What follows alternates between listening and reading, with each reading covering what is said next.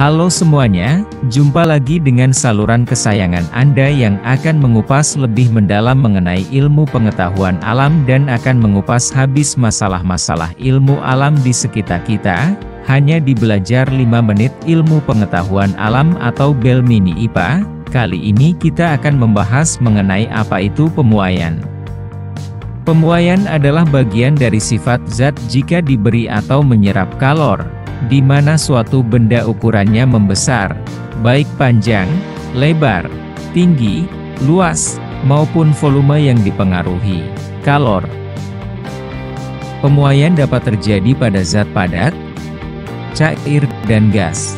Mari kita amati bagaimana pemuaian pada zat padat dahulu. Zat padat akan mengalami pemuaian jika diberi kalor baik berupa panjangnya, luasnya maupun volumenya. Dan sebaliknya, akan mengalami penyusutan jika suhunya diturunkan terhadap zat tersebut. Muai panjang pada zat padat dalam kehidupan sehari-hari dapat kita amati pada peristiwa-peristiwa berikut ini. Rel kereta api ini harus diberi jarak atau direnggangkan agar kenaikan suhu panas di siang hari tidak mengganggu rel tersebut. Bayangkan jika rel ini tidak diberi jarak antar rel. Jika terjadi panas sehingga suhu naik, maka rel akan bertambah panjang. Akibatnya antara rel dengan rel akan saling dorong sehingga rel bisa membengkok akibat gaya dorong dengan tiap rel. Hal ini sangat berbahaya karena roda kereta api bisa anjlok atau lepas dari relnya. Selanjutnya, pemuaian pada zat cair. Mari kita amati bagaimana termometer ini bekerja. Kita tahu bersama bahwa dalam termometer itu berisi zat cair. Misalnya adalah air raksa. Air raksa kendati logam tapi berbentuk cair dalam suhu normal. Air raksa akan memuai jika diberi kalor. Saat diberi kalor maka air raksa akan bertambah volumenya.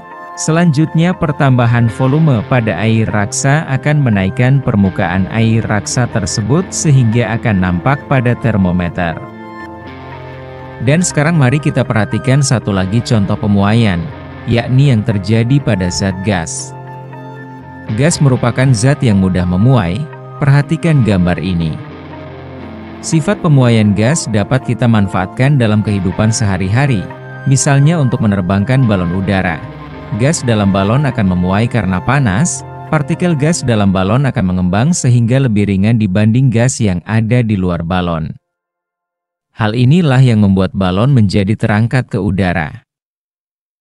Selanjutnya mari kita amati penerapan prinsip pemuaian ini. Misalnya kita menggabungkan dua logam yang memiliki pemuaian yang berbeda, misalnya logam kuningan dan logam besi. Lihat tabel ini, pemuaian logam besi dan kuningan berbeda. Kuningan memiliki tingkat pemuaian lebih besar dibanding besi. Bagaimana jika keduanya digabungkan? Kedua logam ini jika digabungkan biasanya disebut bimetal, artinya dua logam menjadi satu. Karena pemuaian logam kuningan lebih besar dari logam besi, maka bimetal ini akan membengkok, dan tentunya akan membengkok ke arah logam yang pemuaiannya lebih kecil. Inilah alat yang selanjutnya digunakan dalam termostat. Termostat adalah alat saklar yang bekerja dengan prinsip panas. Dalam termostat terdapat dua keping logam yang memiliki tingkat pemuaian yang berbeda. Alat ini paling mudah kamu akan jumpai pada setrika listrik. Setrika listrik akan memutuskan arusnya dengan otomatis saat setrika itu bekerja terlalu panas. Jika kurang panas, maka setrika akan menyala kembali. Saklar termostat pada setrika bekerja berdasarkan pemuaian pada logam akibat panas. Selanjutnya mari kita amati bagaimana pemuaian panjang pada benda yang dipanaskan.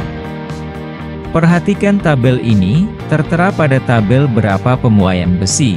Nilai ini artinya bahwa besi akan bertambah memuai sebesar 0,000011 persatuan panjang, jika dinaikkan suhunya sebesar 1 derajat Celcius. Nilai ini selanjutnya dinamakan dengan koefisien muai panjang zat atau sebut saja alfa.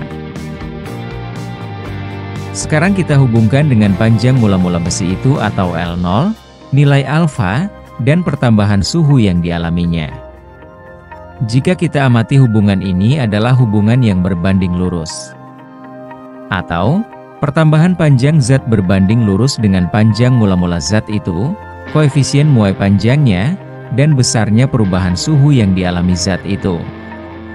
Atau, delta L sama dengan L0 atau panjang mula-mula, dikali koefisien muai panjang atau alfa, dikali perubahan suhu atau delta T.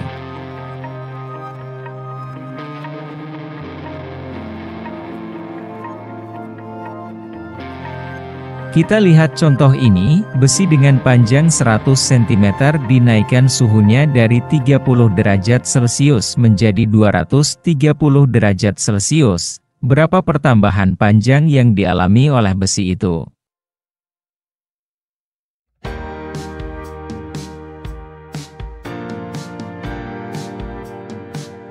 Perhatikan hasilnya.